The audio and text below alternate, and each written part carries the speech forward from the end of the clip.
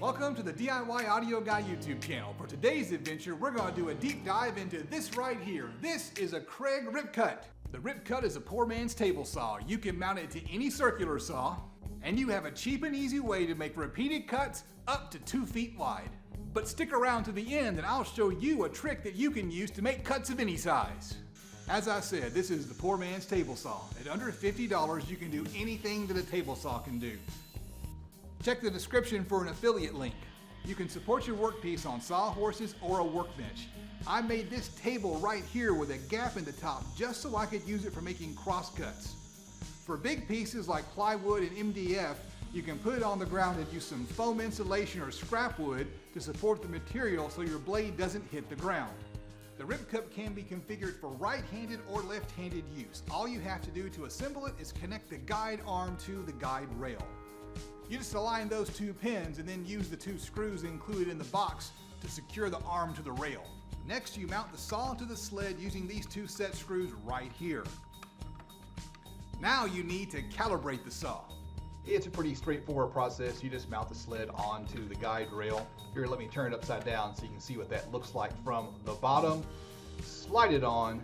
Then you're going to take the sled and slide it all the way to the end until the blade hits the guide arm. I'm going to turn it upside down so you can see what that looks like. Move the blade guard out of the way and slide the saw down until it hits the guide arm. Just like that right there.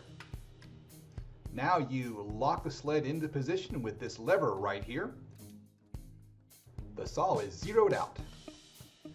Included with the saw is this little piece of plastic with a red mark. You just slide that underneath this plastic tab and you put that red mark, they call it the cursor, right on the 0 line.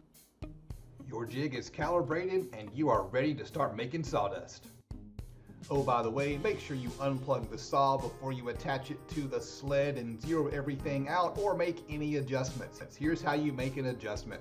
You just take that plastic lever right there and you just pull it up, and then you slide the saw to whatever width of cut that you need to make.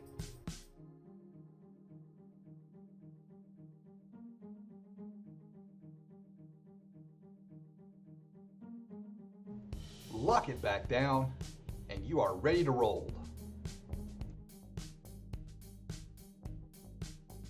And here's a preview of my next project. This box is going to be about 43 inches long, but the Rip Cut can only rip up to 24 inches. So how do I do that? Well, that should be easy. A 4x8 sheet of plywood would be 48 inches by 96 inches. All you've got to do is set the Rip Cut to 5 inches and trim off 5 inches, right? Wrong.